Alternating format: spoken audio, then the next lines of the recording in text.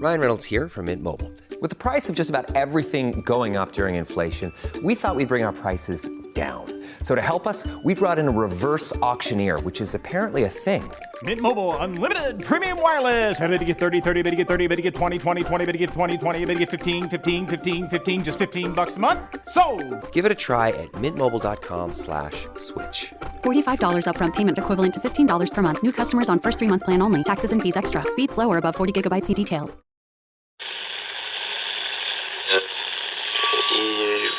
Empire.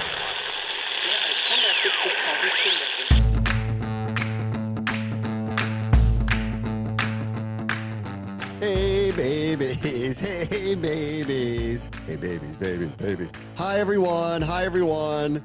Everybody's a winner these days around here, guys. Everybody's a winner. All in down in Ashburn. Old Vetchkin can't miss. It's the best. Everything's the best right now. I had an exchange with somebody yesterday. We did get 3 championships while Trump was in office. So, it just feels everyone's on the way back again. I'm just saying. If I do get invited to the White House, I'll just put a big smile on my face. I mean, that's... Yeah, whatever. You don't need to dig into the archives, guys. Don't worry about it. I will eat that Big Mac and some French fries, shake some hands, and just celebrate. That's what I'm going to do. I was there on the White House lawn when the Nats had their celebration, and he hugged Kurt Suzuki from behind. It was very weird, but right. My team's at the White House. What am I going to do? I'm always of the opinion. The people have spoken. They spoke. I'm listening. I'm not going to fight it now. It is what it is. They got what they wanted. We'll see what that means. I assume the country will survive. Let's just, you guys wanted it this way. You got it. Okay. Let's find out what happens. Hopefully you guys can just start being nice again. Let's just be nice again. You made your point. We heard you. Everybody heard you. So let's just try getting along again. How about that? Can't we all just get along? All right. We heard you. You got what you wanted. Daddy's home. All right. We're good. This goes into, actually, I went on a little bit more of an extended rant on, we talked about Jason Kelce yesterday and Joel Embiid and what they both did over the weekend. Yeah. And I landed on this on Kelce. It was, Kelce probably didn't have to apologize, right? Everyone agreed that he should have slammed that kid's phone into the ground. But you know what he did? He apologized and he felt bad. Guys, when are we going to start feeling bad again, right? So, let's have a little more of that. A little more of that would be nice. Yeah, that. You can say you did something wrong. Correct. Say that. Even though everyone agreed the thing that he did wrong was right. That's what I'm getting at there too. Well, he apologized for using the slurs. That's what he apologized for. So, but his phrase was, "I met hate with hate," and that's right. That's what he's getting at. Yeah, but he didn't invite it. This guy just followed him around and said something nuts to him. The guy deserved exactly what he got. Literally exactly what he got. Anyway, all right, back to ye old Commanders. Adam Peters spoke yesterday. First all-in push. When asked about the amount of assets they gave up, which was 3 draft picks, although they did get 1 back, he did qualify all of that with, we had 9 picks. I've been talking about this for a couple of weeks. There's just no chance all of them make the team, especially 3 7th-round picks. So I want to see what they do with that, because there's just not enough room, to have all these people make the team next year. You acquire these picks for these moments to try to improve, whether it's in the offseason or whether it's in the middle of the season. This is a very rare move for Washington to do something like this. It is, they don't have to say it. And he was asked, what's the signal to the league? And they wisely have avoided all of that stuff. They don't want to pronounce anything, but the actions speak louder than words. They think they can win right now. And I don't know if overpaid is the way I would put it, but they certainly went over probably what other teams were willing to give. They're first to admit that they were in a line with other teams that wanted to get them. So the market always dictates what you have to give up. This is probably a little bit more than even the Saints. I saw Mickey Loomis give a quote that was we got really good value for him. This is not unlike the way Washington talked about Montez Sweat last year when they're listen, we weren't definitively going to trade him, but we think we got really good value for him, which ended up being a very high 2nd-round pick. In the case of the Saints, they're 3-for-1 draft picks, 2 of them mid-round picks. We feel actually pretty good about this at 28 and dealing with injuries. So everybody's happy here. Saints season went sideways. They move on from a pretty big contract. Commanders get a guy that they have under control for a couple of years. I think that's a big part of this too. Making big salaries the next couple of years. Peter's kind of like openly like said, we have him under control, but we'll have to see what happens with the contract. It was almost like an admission of he kind of knows we're going to get through the year, and then they may want to address that. But it's going to be on Lattimore to prove that like he deserves to get a reworked high-end contract, and this team has a lot of cap room to deal with it. Peters admitted, we surveyed, what next year's draft looks like and free agency looks like, and this is as good as it's going to get. He's basically saying this is as good as it's going to get in our opinion when it comes to going and getting the veteran guy to put on the roster. So, I add this up to they paid a premium, but I'm okay with them paying the premium because I feel like, and I've said this for a few weeks, and a lot of people were laughing at me. I'm like, this team has special qualities to it. I get it's ahead of schedule, but I think you owe this team the opportunity to try to win, and that's what they did. They're giving them the opportunity to try to win. I also liked when Jaden Daniels was asked about him, Jaden Daniels didn't use the word like welcoming him to the team or welcoming him to the locker room. It was, we're welcoming him into our brotherhood. He used the word brotherhood like 3 or 4 times in just like a 7-minute press conference yesterday.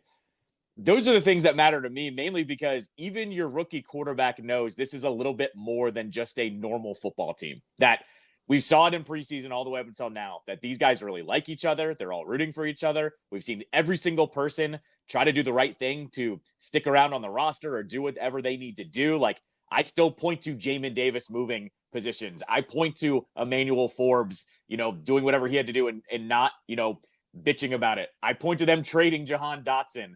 The fact that, you have Daniels coming in here and he says to, about a brand new player saying we're welcoming into the brotherhood, like that, I don't know, like that gives me chills as a fan of like, okay, this is way, way bigger than even like the national media is leading on of how much these guys like each other and that they're welcoming him into that locker room. Yeah. And then, from what I've heard about him, and then just in the limited amount of time that I saw him speak yesterday, like his whole world is come at me, bro. Like he's a dog. That's dog. Like that's what it is. Yeah.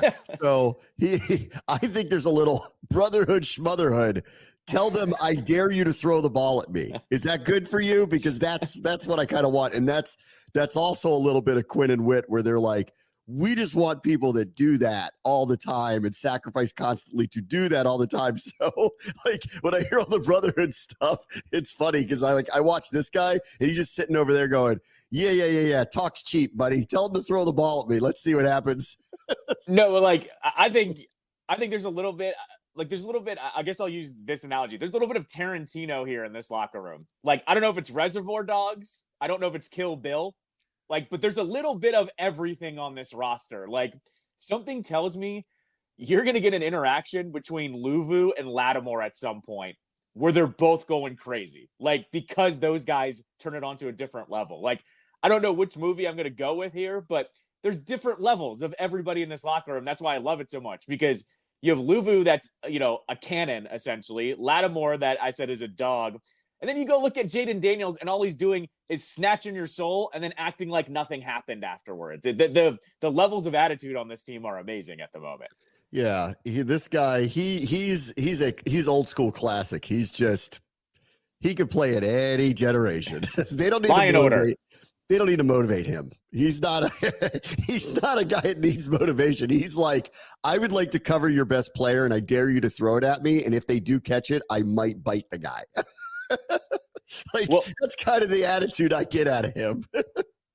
He reminds me a little bit of Josh Norman. Josh Norman, there was like a little bit of a screw loose there. And Norman was good here for really about 1.5 years, 2 years, and then it kind of all went downhill. But Norman did this too. Remember, Norman would speak in tongues too, and he'd be like, all right, whatever, dude, like whatever you want to say. Like, there's a little bit more of that, but there's a little more like I said, there's a little more dog in Lattimore than there was Norman. Doc's going to like this guy because Doc loves the guys to have a screw loose, and he definitely does, but in a good way. Like, he's never getting in trouble, and like, He's been doing this for 8 years. So, but it was funny when I hear all the brotherhood stuff with him. I'm like, that guy's like, dude, we're not having a tea party together here, guys. Like, I didn't come here to play mahjong, okay? I came here to kick AJ Brown's ass. Is that what you'd like? Because that's what I'd like to do.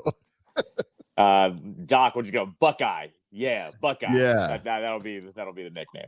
Like, I think it goes without saying, and they wouldn't go there. Like, and I'll hear that because I've learned this about Peter specifically. He's very tight-lipped about just about everything, which, I think is probably the right way to go for him. He did. I was a touch surprised maybe not. It was a big enough deal that I think he had to come out and speak. Otherwise, I think he'll be like, see you at the end of the year, and I'll do the end of season and the preseason and the draft and all that stuff. I don't think he really wants to do a lot of sharing, honestly. Quinn's very good at not taking the bait. I've kind of learned this with him. He's very, very, very good at, I'm not going to take the bait from you about anything. If you go anywhere outside of, he's very respectful about it. There's no guys or anything like that. He's very, very respectful about it, but he'll either respectfully shift away from what you want to talk about or just reframe it back to where he wants it to be. They take no bait. But I think it just kind of goes without saying what this means. Like, they don't need to say it. And I actually don't want to hear them say, yeah, it's Super Bowl or bust now. Like, that's ridiculous. You don't need to say that, but you also don't do this, pay the price that they paid. Even Lattimore admitted it. When I found out what they paid for me, obviously they really want me here. And a couple of the players, they didn't slip by saying it, but they insinuated what is obvious, which is, they think we can win. I've agreed with that for weeks. I haven't seen anything like this in a long time. I was in. After the first month, I went, oh man, this is completely different. I think we need to not just enjoy it, but I think you need to understand the opportunity that's in front of them. And over the last month, all that's happened is the Niners are still kind of messed up. The Cowboys are really messed up. The Buccaneers have a bad record all of a sudden now. So we'll see if they can I think they're good, but let's see if they come back from it because their record's not very good and they're probably not winning their division, which means the only route for them is wild card. It feels like a 2-team race in the NFC East unless Dallas does something about it this weekend. Like, the door's so kicked wide open that it made too much sense to me to go, all right, whether you believe it or not, and I've been in the belief mode for a while, whether you believe it or not, it's happening. So we had to get a corner either way. I agree with Peters that this was assuming health. This is as good as you're going to get, whether it's free agency, the draft, or whatever, for now and the long term. Pay a premium because I want to take advantage of what's happening right now. This team went from 31st after week 3 to 7th after week 8 in pass defense, and that's with an extremely weak position group that they were trying to hide. What are they going to be able to do now, assuming that he's healthy?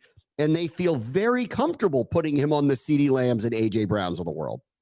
The other part about that, too, was Dan Quinn said it out loud. They want to be more aggressive now because he's on the team. Like, they didn't even wait for him to play a game to say, oh, now we're going to be more aggressive. They are saying it right now that they want to be more aggressive on defense. That's what excites me, too, here is they're already thinking 2 steps ahead, as they've done all season long, essentially, right? And I've said this, too.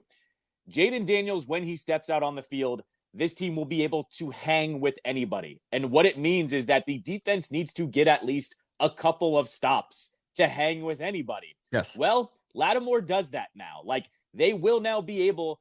Do I think they're better than Detroit? No. But he gives them a shot against that wide receiver core now, where if they get a stop or 2 stops in a row and they're playing in the NFC Championship game, well, I trust the offense is going to be able to do their job on their side of things now. All it is it's a trickle-down effect that, once again, goes back to complementary football, why this team has been so good this season. Yeah. I also like, from the brotherhood versus just bring a dog in the brotherhood category comes Chris Rodriguez, who gave him his number, okay? And Chris Rodriguez was the latest example of the brotherhood, right? The guy who barely was called up, wasn't sure he was going to even make the team, didn't know he was going to play on Sunday until Brian Robinson was semi-surprisingly deactivated for the game.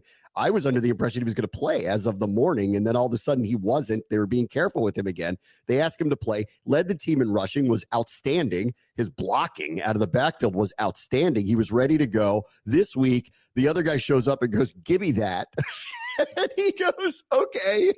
And he totally understands it. Like, Lattimore's not asking for anything. He's just like, "That's my number, guy." And and Rodriguez goes, "You know what? You're right. And for the brotherhood, I'll give it to you." And that guy goes, "Brotherhood, schmotherhood, man. I'm just trying to cover people on behalf of you guys, okay?" On the Rodriguez front, I do think it helped. Like, they unprompted went out of their way to like praise him after the game on Sunday. Dan Quinn unprompted said something about him on Monday too in his press conference. He was great, right? And all things considered, it deserved praise. Like, it was actually, honestly, it was great what he did last week. And he was actually one of the guys, like, what we were talking about in the offseason. We really liked him. Like, in fill-in duty last year, he was very good at the end of the season when they needed him to fill in a couple of times. And I remember we were kind of like, oh, man, he's not the third down back. And granted, McNichols has been great this year. But that was one of the ones where we're like, oh, man, I thought that guy had it, you know? But the fact that he stuck on the practice squad, he did step up when they needed him to.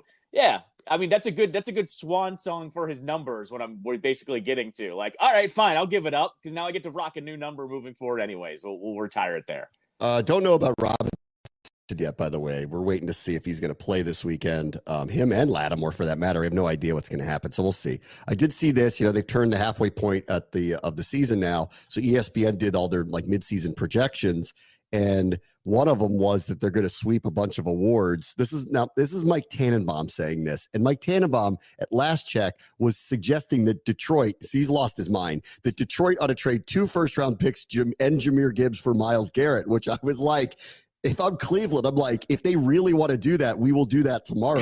Like, I'm no GM, but that's crazy talk. Like, that's the one where I watch that guy on TV and go, you're not getting another job in the league if that's what you're talking about, because that's absolutely like insane nuts. And if there was any reality to that, I would have done it. But of his selection for the midseason award things, he says Dan Quinn, Coach of the Year, Adam Peters, GM of the Year, Jaden Daniels, MVP. I think 2 of those 3 at this juncture are practically locks, Coach of the Year and GM of the Year. Washington is, maybe along with Minnesota, the surprise of the NFL. There's no bigger surprise probably inside and outside. Maybe not to them, but like even people here, come on, how long did it took us a month to 5 weeks to go, I'm not even sure this is real, to believe that. So, but I think those 2 are front runners, and Jaden will be in that conversation if they end up being a 1 or a 2 seed for sure, because he's going to be a big part of it. But Lamar beat him. Mahomes is undefeated. Allen's having a very good year on a team that was supposed to be a reset. So the MVP part of it, I'm not quite ready to go there yet for that. I think he's shot up the rankings, rightfully so. I think he was plus 10,000 before the season. I got him at plus 6,000. Now he's down to plus 1,000 or less, depending on where you do your shopping. So everybody's taking notice. Even Josh Allen has fought back into like the top 2 now. I think he and Mahomes and Jackson are all within the very same realm. I think Jackson is still the favorite. And here's what it's really going to boil down to. I think if they get the 1 seed and his stats are similar to Lamar's, he'll get it, I think, because you know how this works too. No one likes voting the same guy in. Like, people get fatigued, and it's faster in the NFL than it is in the NBA, honestly. So I think what's going to happen, I think if they have similar stats and they get the 1 seed, they will, which is a possibility, but I don't see them getting past Detroit record-wise. So we'll see. I think Allen's stats are going to be outrageous by the end of the year. And if they end up with it, because they're going to win that division, and if they end up with a really, really high seed potential, I mean, they need the Chiefs to lose a couple times, but don't they play them? They must be playing them soon. If that actually happens, then, I think if they knock them off, then all of a sudden I think he's going to be very much in it too. Of the midseason awards, this is not a surprise. Like, the Chiefs and the Ravens are the assumed locks. I think Buffalo's the only one that I look at and I go, watch out. I'm a little surprised. I thought they reset the roster. I didn't think it would happen this way. They all talked about the NFC West. I think it's also the most interesting division in football at this point, because McCaffrey's not back, but may come back. They've had a lot of injuries. The Niners record is what it is, but everyone assumes that they'll get good, but I'm not so sure. The Rams are middling, but their schedule is totally opened up. Arizona, while they're like 500, have big wins. Like, they've knocked off good teams. So it is right now the most interesting division in football, because any of those three, and I guess Seattle, who they don't look the part right now, but like any of those three could end up probably surprising. And one of the insiders picked Arizona to win the division, and I don't even think it's that preposterous that they do it. So we'll just have to see how it goes from here. And then the other one was this one, which of all the midseason things, I was shocked that they didn't have anybody weigh in on who's going to win the NFC East. Because, like, isn't that a two-team race at this point? And wouldn't you have people weigh in? But they didn't. And I guess we'll just have to see when they take on the Eagles later here. All right, let me take a quick break. We'll be right back. Red Bus Show, ESPN 630, Sports Capital.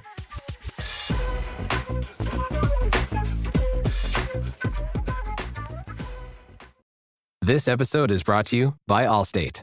Some people just know they could save hundreds on car insurance by checking Allstate first. Like you know to check the date of the big game first before you accidentally buy tickets on your 20th wedding anniversary and have to spend the next 20 years of your marriage making up for it. Yeah, checking first is smart. So check Allstate first for a quote that could save you hundreds. You're in good hands with Allstate. Savings vary. Terms apply. Allstate Fire and Casualty Insurance Company and Affiliates. Northbrook, Illinois. Time to move? Skip the hassles of selling during the holiday season and sell your home directly to Open Door. Request an all-cash offer in minutes, close, and get paid in days. You can even pick your close date so you can move after New Year's. Start your move at opendoor.com or download the Open Door app. Open Door is represented by Open Door Brokerage Inc., license 02061130 in California, and Open Door Brokerage LLC in its other markets. Terms and conditions apply.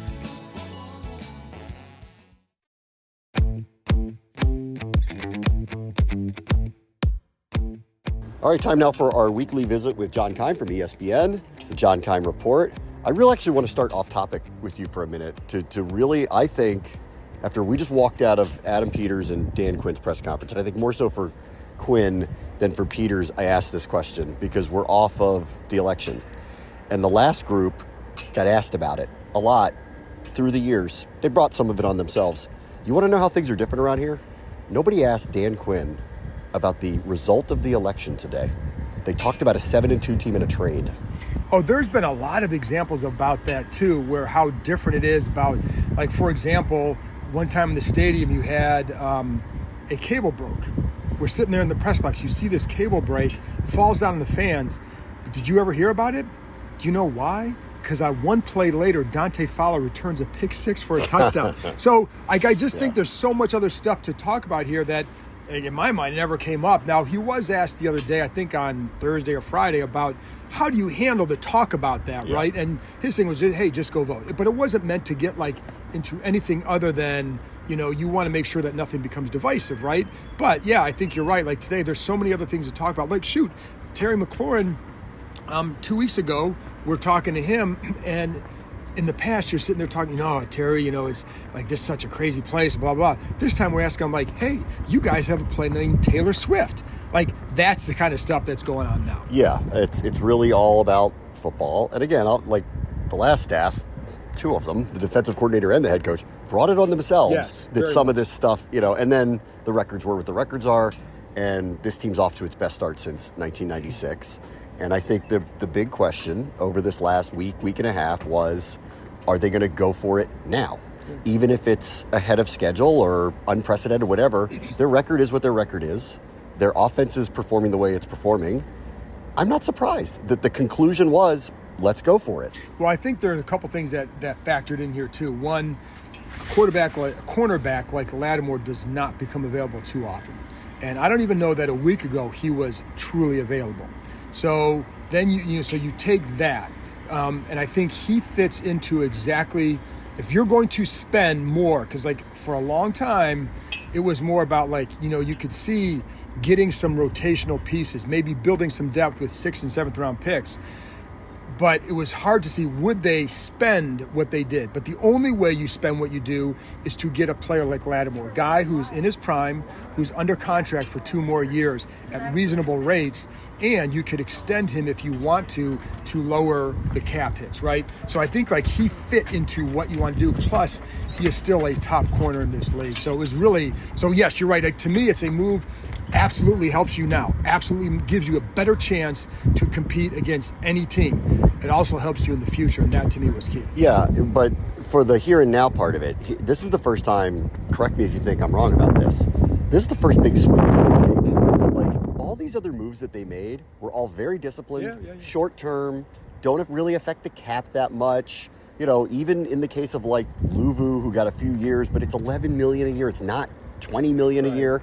This is the first time that they've made a commitment to somebody, gave up real assets, probably had to, quote unquote, overpay a little bit to ensure that it happened. It's the first real big swing. And this is why I think it is the signal of all signals. They are going for it this year because they felt that they had to do this to have a shot this year, right now. Sure, but I also think a key part is 2 third-round picks, and they have the pick from Philly, which is Miami's pick, which is a high third-round pick as of right now. So I think that also gives you that freedom to, if you're going to do it, like the one thing we always know is there's 2 things. One, we know they want to build through the draft. Adam Peters has been very clear on that. You build through the draft, but you attack needs in free agency. Essentially, this was their free agency, and they had 9 picks. They gave up. They lost 2 in this transaction, right? So it really made. They were in a position to acquire a guy like this because of what they had, and because, like, first of all, the defense absolutely needed this position to be filled. They're not so. And I think to your point, like, yes, I think it's also a signal that, while it helps in the future, it absolutely makes you better now. And it makes you better against Philadelphia. It makes you better if you have to play Detroit. I mean, it makes you better, period. Yeah, to make something of 7-2 this year, they had to address their biggest weakness. Like, last week was the epitome of it. They dared and demanded that the Giants get out of pass plays to run the ball, which they did by the defense that they put out there, to the tune of the Giants rushing for 100 yards in the first quarter, controlling the ball for 12 minutes, because they knew that they were at a disadvantage with someone like Malik Neighbors. Right. They told you, this is our massive deficiency. The way we need to win is to mask it as best as possible. And if they're going to turn 7-2 into a really true special season, they had to do something like this. Yeah, for sure. And I think you also look at a lot of these games, Bram, where in one-on-one situations, if they want to go to a single high coverage, you got man-to-man outside. How did you feel about those matchups? Not very good. And we saw it against the Bengals where multiple guys got beat, but it wasn't just there. It was other games too, where it becomes hard in those key situations. Can you get off the field in a man coverage situation? And we also know that Benjamin St-Juste was playing above the level he should be. And not playing, he was covering a level above where he should be. He was not playing above, he was covering a level above where he should be. This puts him back in a better matchup position. Mike Sainristil now, if they want to move him back inside, which is where they've said all along. That's an if right now. It's an if right now, but like they've always said, that's his future. They didn't confirm that today either, which is my gut tells me that they may or may not do that. They may not. Here. And I would say with that, I'd like, first of all, they have said publicly multiple times his best spot is inside. However, correct. Right. No. However, to me, with this, it gives you flexibility if you want to keep him outside, because like maybe the matchup is better with Sainristil and Lattimore versus Lattimore and St-Juste. 100%. So I think that's what this gives you. It gives you that flexibility. This goes back to what I felt from the get-go. They don't need one corner. They need 2. They needed a number 1 corner. They just got him, assuming health, and that the number 2 one's going to get addressed in the offseason, whether it's drafted, free agency, whatever it may be. In the case of Sainristil, yes, in the long term, they want him to be the star, what they call the star position in the slot. But Igbenogany's doing a very good job. Sainristil's doing a very good job on the outside.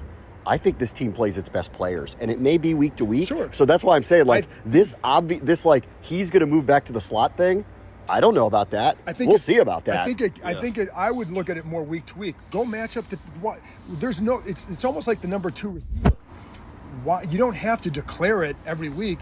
Go based on the matchup, because what if the matchup says we like Sainristil better than St-Juste on this guy in the 2 receiver sets? Well, then play Sainristil.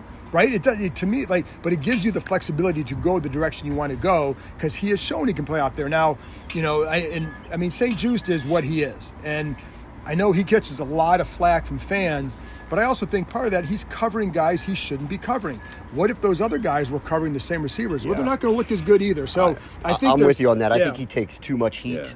Because he's the one that's covering Mike Evans, A.J. Brown, Malik Neighbors. Way above his level. Correct. Above like his the level. number one receivers of the Yeah. league, and he's best. not a number one At corner. best, he's a No number two. offense. Right. He's not. So we'll see how they play it from here. Also, when asked today, how does this change what you do? Does this give you options to do things you haven't done? All Quinn would say, which I thought was great, is you're barking up the right tree. Yeah, and that was something, because I had to do an analysis, and I kind of wrote about, at least touched on that, like, you can now do different things with your pressure packages if you want. And like, how many times do we see even the last game, a couple times Johnny Newton has a really good rush, and he's right there, but the ball's out because the coverage doesn't hold up. You now have a chance to hold up in your coverage, and then so you can do different coverages because he can play any kind of style. But it also affects the pressure packages, which is going to see. Like, I think the trickle down effect from this move is tremendous, as long as Lattimore is healthy and playing like he can. I would argue they could have done a couple other things, some depth of D-line because of injuries here, and potentially another receiver. Are you surprised at all that this was the one and only move that they made? No, because again, I don't know that they did give up multiple picks. I know they want to keep a lot of those picks, so I think that factors into it. And I don't know what else was out there for them really.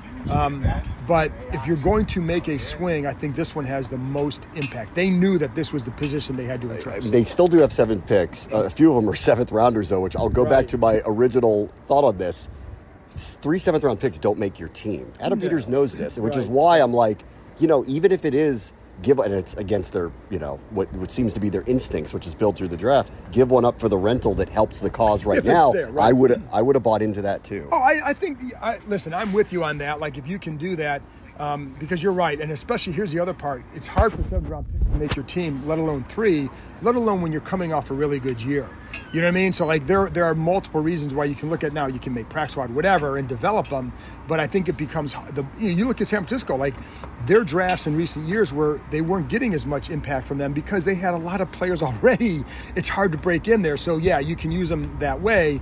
But yeah, I don't know how much, Bram, that they were in on anybody else. But I wouldn't have been surprised at all, because I thought, like, all along, like, you could, especially on the D line, you could add a rotational depth piece.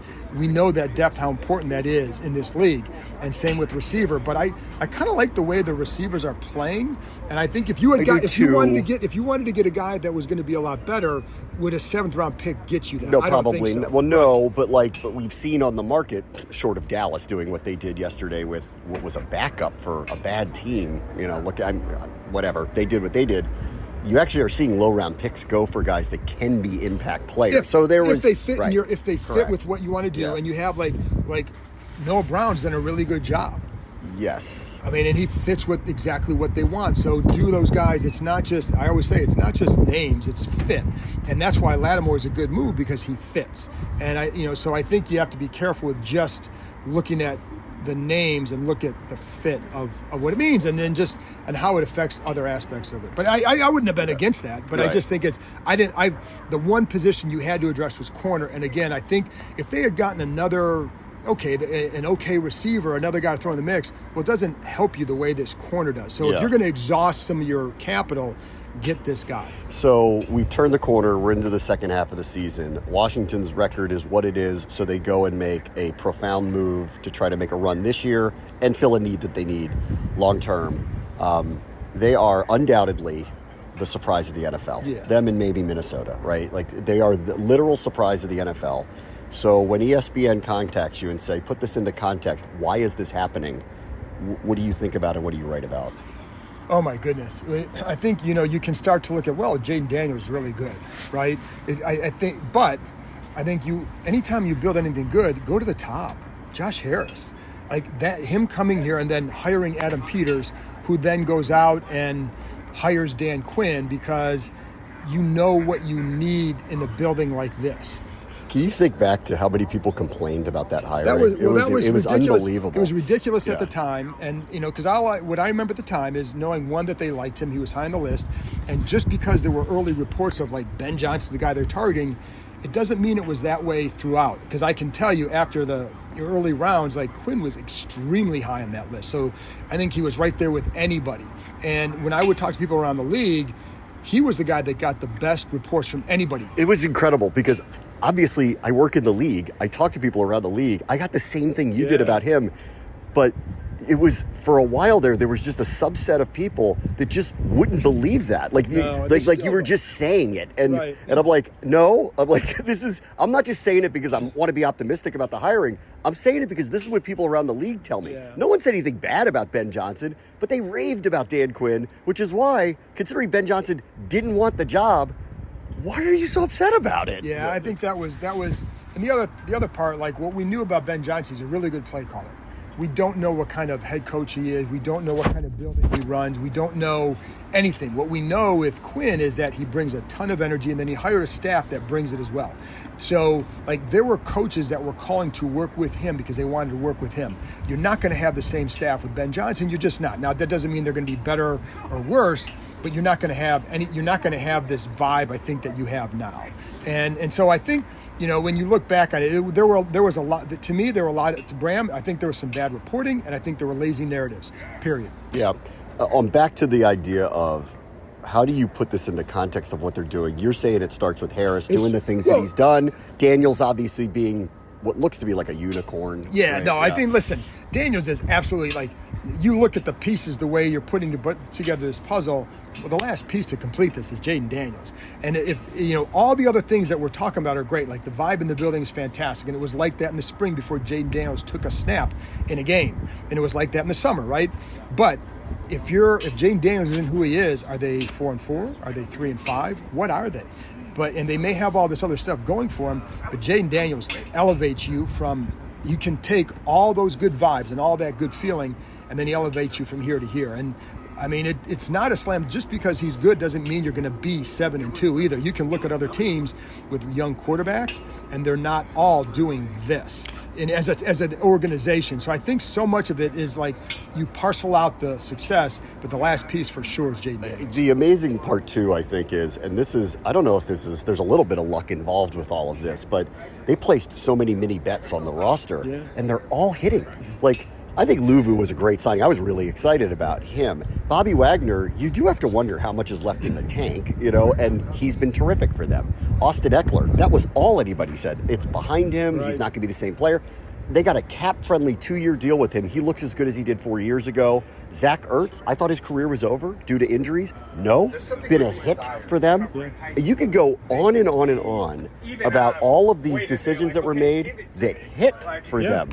I think some of that goes back to they had a relationship with most of these players they signed, so they knew the kind of guy they were getting, and in a lot of cases the kind of player they're getting. Like Brian Johnson, even with Marcus Mariota, that was a good move, you know, because of his relationship with Daniels and because of how he went in and did in replacing him. But so I think you start with that. Like, they had firsthand knowledge of these players, not every one of them, but most of them. So I think they did a good job targeting the fit of the player. And again, it wasn't chasing names, it was chasing the fit. And I think they were, but even having said that, it doesn't always work this way. No. It doesn't always go this way. Like you're right. Easily one of those Ertz or Eckler could have been like, well, we said, he doesn't have much left in the tank. It could have easily gone that way. 1,000%. So I think Wagner would be the one that I was wondering about the most. Is you knew he was a great leader. You knew he could still do things, but the impact that he's had, I think, has been maybe even a little bit more than I think the Ertz one is underrated here too. Yeah, well, because I thought he's been able to perform. Like, we've seen him the last few years. The injuries were real on him, and that's what I thought. Like, well, what is he here? He's a coach in the locker room for Bates and Sinnott and whoever. No, he is a primary target for them. I knew what I knew about him is how much Cliff Kingsbury liked him and wanted him. And I knew that, like, he did not think he should have gone on IR last year for sure.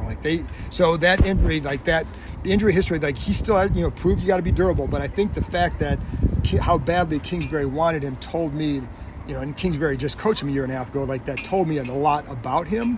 And I, just watching him, it's like in watching the film, I'm like, okay, he can still play. It's just a matter of, do you stay healthy? So yeah, I think that, you're right though. Like, to hit on all of them is unusual, very unusual. Or to draft a left tackle like they did at Brady Coleman in the third round, and he's the 11th or 12th left tackle that's selected, and to have him turn out, and they said he was going to be good. They said, we love what we see from him.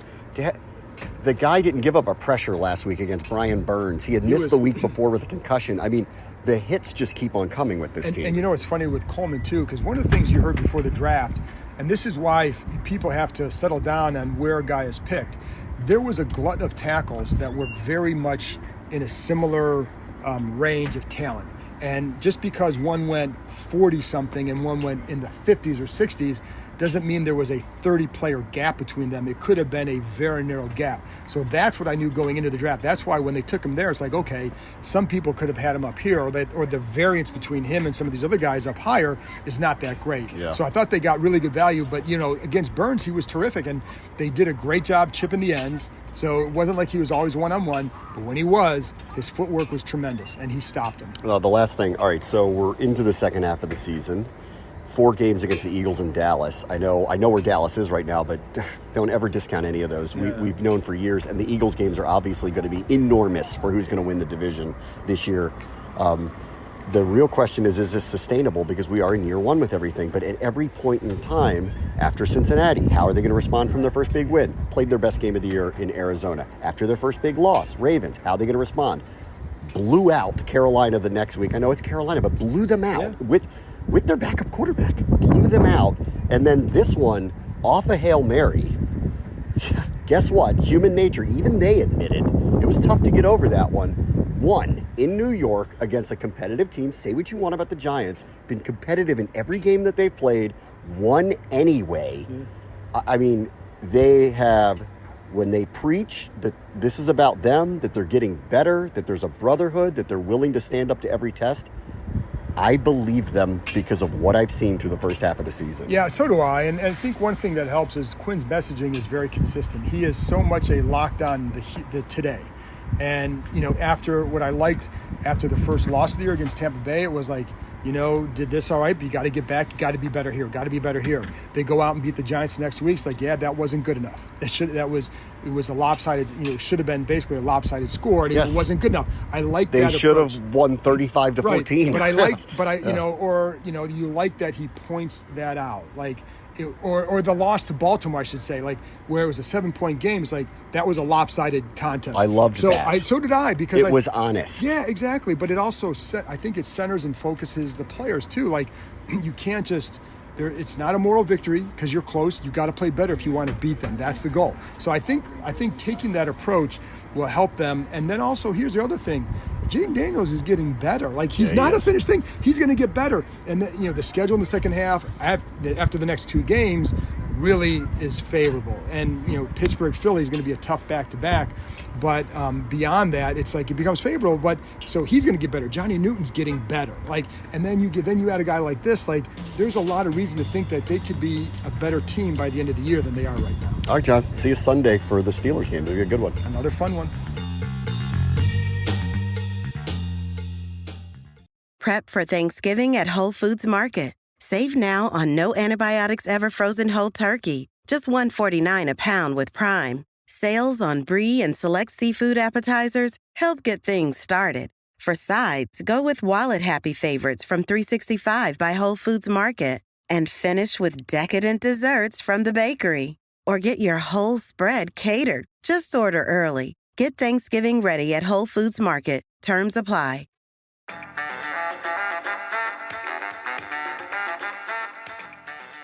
Welcome back. Brad Marshall Show, ESPN 630, the Sports Capital. Old Vetchkin strikes again. Joe, you can't stop him, Joe. He's a cyborg, Joe. What's up, man? He is red hot.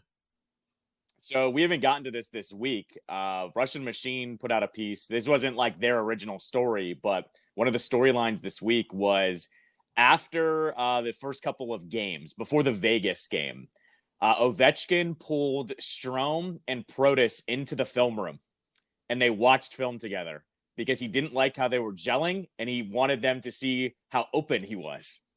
So this happened that they watched film, and Strome pretty much said, yeah, the guy with 900 goals or whatever, about to hit 900 goals. Yeah, I should probably get the puck to him. And that's where we're at now. Like, he and Protas now are getting him the puck, and he's putting him in the net. And that, plus that second line, they are just rolling people now. Now, yesterday, a little bit too close for comfort for a bad team, which is Nashville, that Nashville's still trying to figure their things out. Like seeing Stamkos in that uniform was weird last night, but they're still trying to figure it out. I thought it should have been a little bit, more of a runaway yesterday, but here's my stat of the year. Like you have your stats for the Commanders where they're doing things for the first time since World War I or whatever. The Caps have this one. Through their first 6 home games in the third period, 0 goals on the season so far. Wow. 0. And you watched this team last year. They were holding on for dear life every single third period last year. And we're 6 games in, 0 goals in the third period thus far. They're not only scoring with their top guys and their oldest player at age 39, they are shutting teams down in the third period. It's a wonderful thing to see. Is that the defense or is that the goaltending? That's defense, right? Yeah, that's the defense more than the goaltending. Don't get me wrong. Logan Thompson's been good. He had some really good saves last night. I think if we were to rank the goaltenders right now, I would slightly put Thompson ahead of Lindgren, but I wouldn't put too much stock into that. But the defense has really been good. And you had Matt Roy return last night, who he got hurt in night 1. He returned last night, looked pretty good as well. So they're just kind of rolling, man. I can't believe how well this team has gelled both offensively and defensively to start the season. And yesterday was a good example of it where they could have blown a game against a bad team and they really locked in the third period. To your point of like things going well at home, Commanders at home allowing 13 points per game at home, 3rd in the NFL, 250 yards per game at home, number 1. Wow. Best defense at home in the NFL. Now, one was Deshaun. Right. One was Dimes. Yep. One was your guy, Dalton. And one was your guy, Caleb. So one was my guy. I'll keep him. I get it. It's a rough rookie year. It seems like it's going to go the wrong way because there's no brotherhood there. Oh, that one. Oh. No brotherhood. No brotherhood. So there's that part of it that they haven't faced Allen Mahomes Herbert at home, but still, like, point taken, DC at home defensively outstanding these days. Then we got to talk about this for a moment. What's up with this? So let's wear matching hats, Joe. What is going on? I hope that I get to do my job as long as Joe has done his job so that I can do this and face no repercussions for it. Let's wear matching hats, Joe. So there is, I guess I'll give you the backstory on this one because there is a little bit of a story here. Craig, I think, said at some point on the air he wanted Joe to wear the hat. And you and I know Joe Beninati pretty well. Joe was like, no way, pal. No. Like, come on. Like, I'm not doing that. Joe takes his job seriously. And then what happened is the peer pressure started. John Walton mentioned it on our broadcast. And then he just said, hey, if anyone wants to see Joe in the cowboy hat, send me a tweet. And then all of a sudden it was the floodgates were opened and everyone said, I need to see Joe in a hat. Then someone said, someone wear a bolo tie. So you see Locker there wearing a bolo tie. I don't know if you noticed that. He went all in on country night. So I'm just here to say peer pressure works. Peer pressure works. And Joe wore the cowboy hat. I'll say this to Joe. Now that he has proven that he can be bullied into doing things he doesn't want to do, it's going to be a weekly thing. What can we make Joe do? Right. Essentially. So. Yes, exactly. All right. Well, I appreciate his willingness to go outside of his comfort zone to put on the cowboy hats. Before I go, I just want to say this. Get well, Greg Popovich. Obviously, we don't know what's going on, but they described something happened the other day as a serious health situation and that we don't know when he's coming back to coach. He's one of the greatest coaches of all time. So hopefully in the not too distant future, he's fine. But I guess we'll just have to wait and see. I think it's the second time he's had a health scare, right? If I remember correctly. Yeah. So I hope he's got to be in his 70s now, right? Like, I know he's not a young man. So yeah, I remember too. I think he had a health scare once, and then I remember his wife passed away too, and he took a step away too. So I just hope he takes care of himself. I think that's at the end of the day. I hope he takes care of himself. All right. We'll talk to you tomorrow. Brad Watch the Show, ESPN 630, The Sports Capital.